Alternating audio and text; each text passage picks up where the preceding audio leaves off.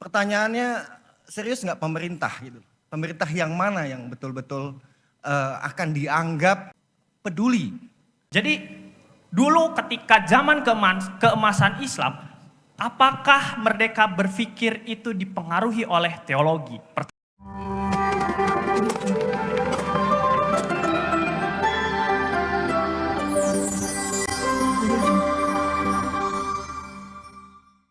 Prof. Rocky, etika tadi bicara soal lingkungan, etika lingkungan, kemudian apakah agama itu mengganggu kebebasan berpikir?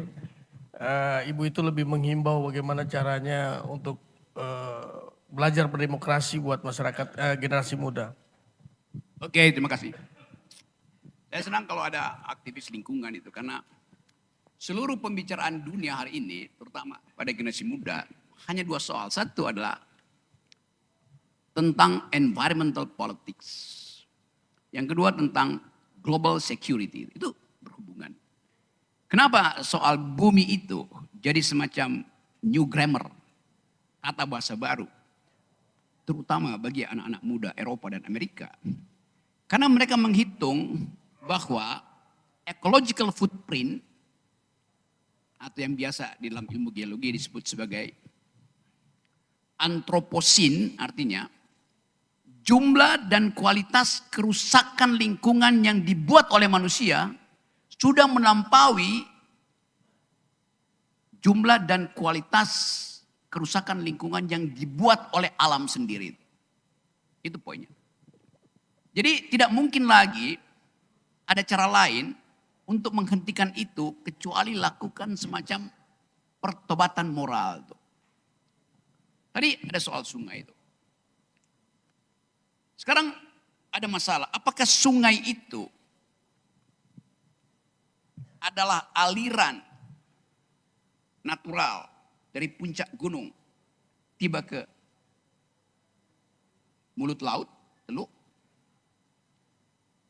Yang biasa diterangkan pada kita, sungai itu adalah jumlah air yang turun dari gunung tiba di laut. Kalau saya menebang sebatang pohon di dalam jalur dari hutan gunung ke laut, sebetulnya saya juga menghalangi jumlah air yang tiba di muara. Karena sungai itu bukan apa yang mengalir dari puncak gunung tiba ke muara, tapi apa yang pertama-tama naik dari akar melalui kapiler pohon itu, lalu difotosintesis oleh sinar matahari dan diuapkan. Jadi setiap pohon adalah sungai. Hal ini juga bisa diterangkan pada anak-anak baru yang Mbak tadi bilang. Bagaimana menerangkan cara berpikir yang lain supaya mereka tahu bahwa pohon itu adalah sungai-sungai kecil. Justru sungai besar itu adalah sisa-sisa dari pohon setelah dia mengalami proses fotosintesis. Itu dasarnya. Jadi kalau Anda tanya tadi, apakah pemerintah peduli? Memang dia nggak peduli. Kenapa? 2 minggu lalu di dalam sidang G20 di India, Indonesia mendalilkan bahwa tidak akan ada perubahan dari energi fosil ke energi yang sustainable, terbarukan. Diprotes oleh Eropa. Bukankah Indonesia sudah tanda tangan prinsip itu di Glasgow, di Paris? Pemerintah bilang nggak bisa. Karena kami masih memerlukan modal melalui ekstraktif industri. Jadi tanpa kita mesti berdebat, pemerintah memang tidak ingin melindungi lingkungan. Itu dasarnya. Karena ada kerakusan kapital di situ. Saya kasih ilustrasi. Zaman Pak Harto, proses deforestasi berlangsung. Tetapi Pak Harto mengeluarkan izin pertambangan, izin konsesi hutan dengan kewajiban kembalikan pada negara. Zaman Pak Harto, hasil eksploitasi sumber daya kita yang balik ke negara itu masih 30-33%. Zaman SBY berkurang, tinggal 25-27%. Zaman dia, tinggal 7% yang balik ke negara. Jadi tidak ada satu agenda intelektual untuk merawat kembali paru-paru bumi. Kalimantan itu paru-paru bumi. Tapi kita rusak. Tanpa ada AMDAL. Jadi memang kemaksiatan pertama dari negeri ini adalah justru merusak payudara bumi. Tempat generasi baru menyusui. Jadi adalah hak generasi baru, hak kalian untuk protes pada pemerintah. Bahwa hak kami untuk menyusup pada payudara bumi, kalian rampas menjadi jalan tol. Kalian rampas jadi beton itu. Itu idenya. Radical breaknya mesti di situ. Jadi tetap saya gembira ada kritisisme di situ. Yang kedua tadi soal apakah agama menghalangi rasionalitas? Kira-kira begitu poinnya. Yes. Pertanyaan lebih fundamental, apakah agama itu di negeri ini hak atau kewajiban? Hal yang saya tanyakan berkali-kali dan orang marah saya persoalkan itu. Di mana di dalam konstitusi kita dinyatakan bahwa semua orang Indonesia harus beragama? Mana? Gak ada satu pasal. Jadi agama bukan kewajiban warga negara. Dia adalah kewajiban keluarga, kewajiban komunitas. Bukan negara yang memaksakan orang beragama. Bahkan Nabi Muhammad tidak memakai prinsip itu. Di zaman Nabi tidak ada kewajiban orang beragama. Gak ada. Semua agama bahkan ada di situ, ateisme ada. Jadi dari mana ide itu? Benar nggak? Guru Gembul. Gak ada. Nabi Muhammad tidak mewajibkan orang beragama. Bahkan dalilnya agamamu, agamaku, segala macam. Madinah itu adalah satu masyarakat komunitas yang betul-betul majemuk. Madinah bukan negara Islam. Madinah negara sekuler. Tapi kita mesti terangkan kenapa ada peristiwa itu. Kan ada konflik politik. Ada kepentingan untuk memelihara kemajemukan supaya jangan terjadi krisis di dalam negeri. Itu aspek politik dan di situ etika kepemimpinan Nabi Muhammad itu brilian. Sekarang Indonesia mempersoalkan itu. Tiba-tiba ada problem di Indramayu segala macam. Saya mau terangkan itu dari segi sosiologi agama, bukan teologi agama. Jadi poin-poin ini yang kita ingin pastikan bahwa kegembiraan kita berpolitik tidak boleh terhalang oleh perbedaan irasional tentang bangsa ini. Di mana salahnya? Salahnya adalah obsesi pemerintah untuk menjadikan bangsa ini menyatu, bukan bersatu. Beda menyatu dan bersatu. Istilah NKRI harga mati, itu konyol. NKRI mestinya dihidupkan dalam perbedaan.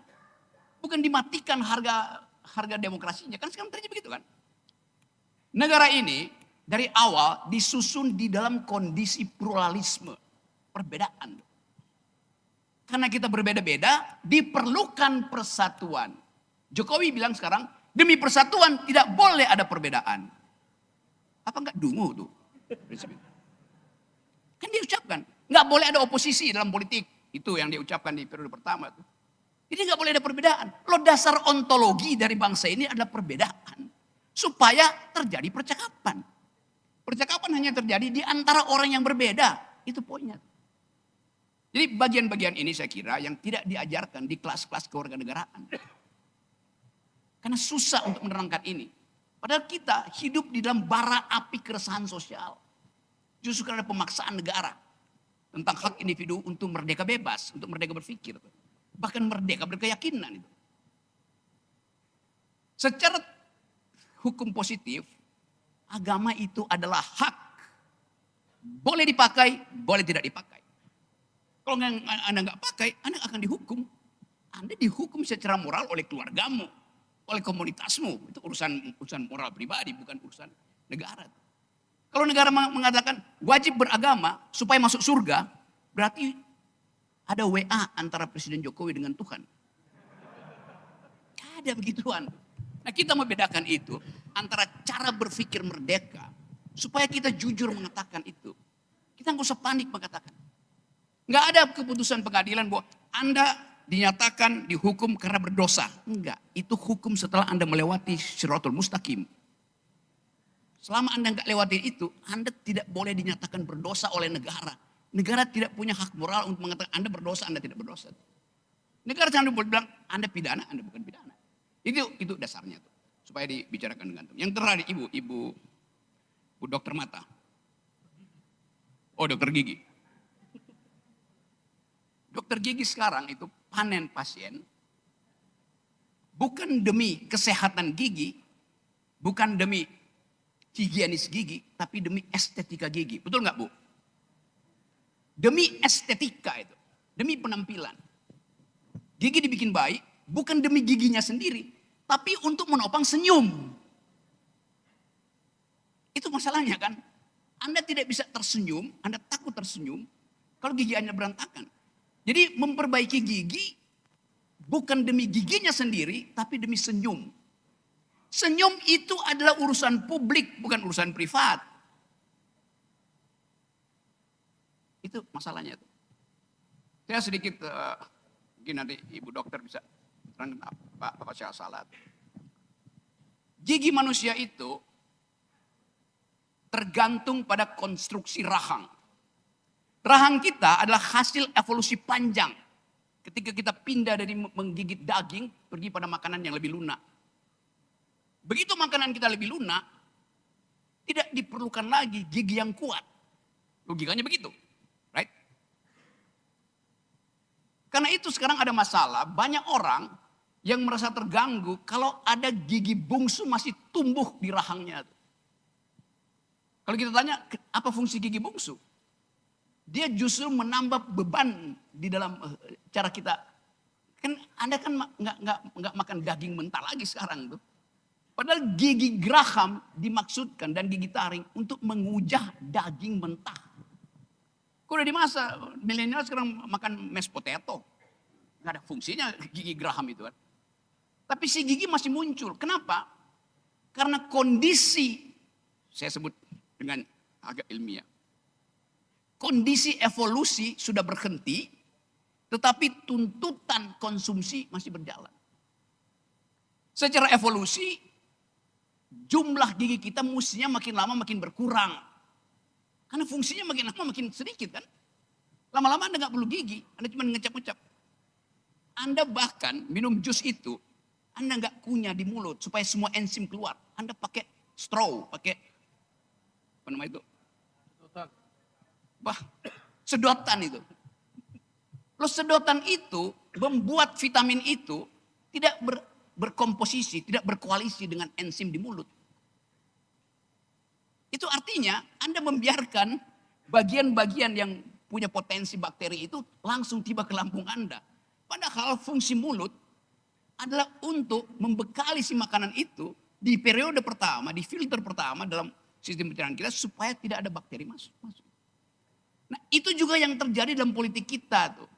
Mulut politisi itu pertama-tama adalah mengucapkan dalil. Sekarang mulutnya itu ditutup oleh perintah ketua partai. Itu yang terjadi itu. Jadi silahkan ketua-ketua partai ini dioperasi giginya oleh dokter tadi.